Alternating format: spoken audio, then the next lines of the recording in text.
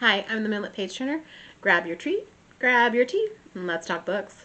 For this month's read, we are traveling to Botswana, and Botswana it translates to the land of the Swana, which is the largest ethnic group that is in Botswana. And Botswana is right above South Africa, which will become important for our book, The Question of Power. But it became an independent country in 1966. Previously, it was colonial rule, imperialism of, once again, the British. And so it was part of Botswana land. And then in 1966, they gained their own independence. And since they've gained their independence, they have been doing so much better economically, so they can actually survive without the British. But because they were a British imperialist colony, their main language is English, actually. And although most people there speak the language of the Swana, so language is actually not the language that's spoken there the most, but it is their official language.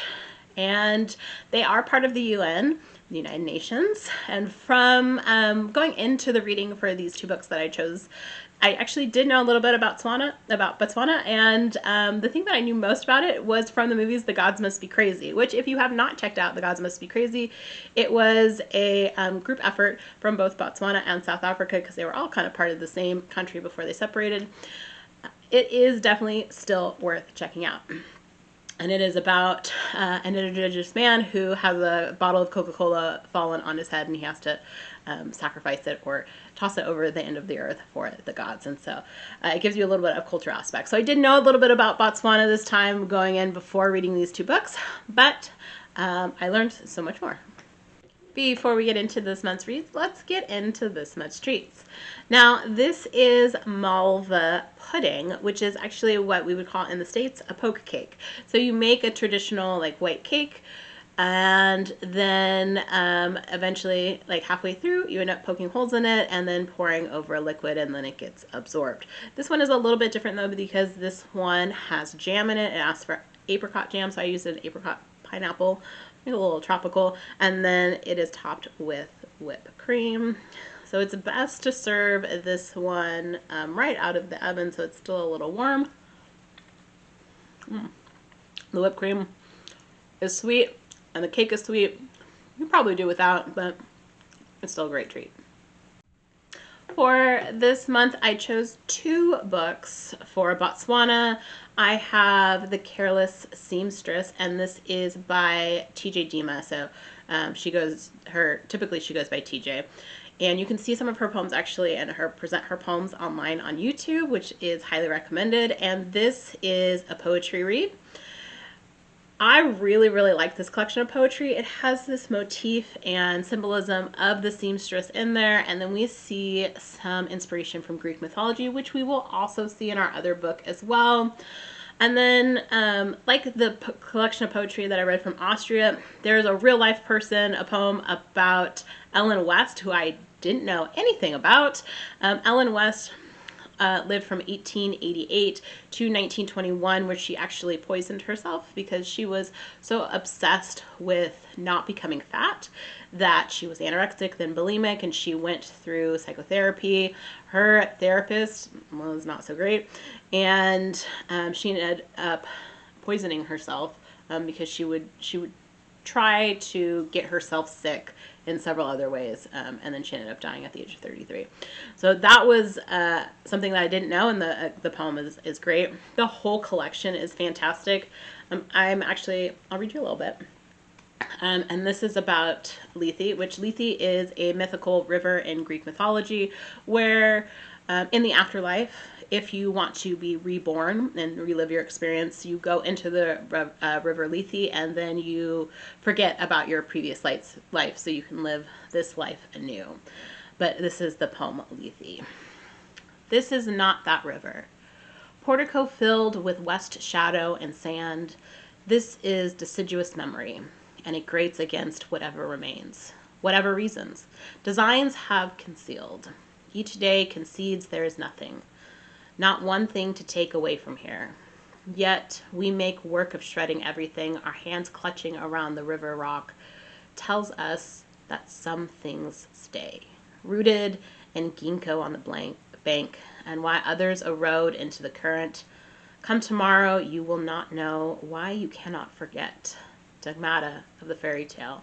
Or from adult memory, erase the giver of this dark, whose fluorescent face turned your tactile midnight to foam, and in the loud morning light. So that is just one of the poems that's in this collection. I really like the whole collection. The symbolism of the seamstress that is throughout the book I thought was fantastic. So I would really I've gone in and watched some of TJ Dema's videos, and she continues to impress me. So I'm really glad that I found her as a poet, because she is one of my new favorites.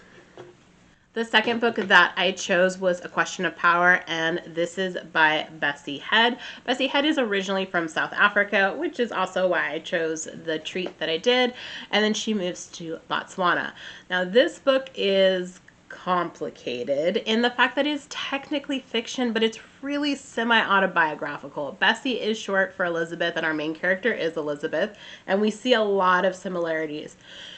In the book, Elizabeth, our main character, is haunted and tortured by kind of two spirits, which show us that she has this real mental break. So we see Selo and Dan are the two figures that corrupt and cause her to go literally insane.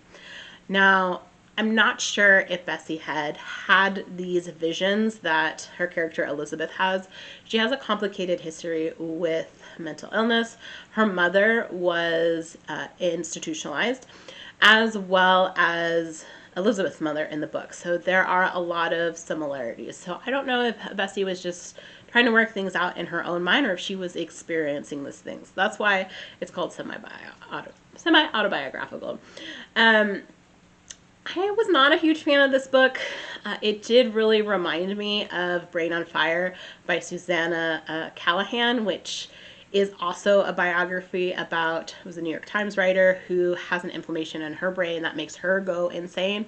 And that to me is terrifying, to know that it's so easy to completely lose reality. And you see it in here. Elizabeth moves from South Africa. She is half white, half black, which apartheid in South Africa could be quite dangerous. And so she moves to Botswana, where she is not fully accepted because she does hold herself back. She's a teacher, which Bessie was too, and then she starts having these visions, and she meets a man who she's seen in real life, but he introduces visions to her about the history of Africa, and because she is struggling with her own identity, being half white and half black, as well as we see religious implications. We see Greek mythology in here as well. So South Africa, again, was colonized by the British. They came in and took over, and so we see an influence of that as well.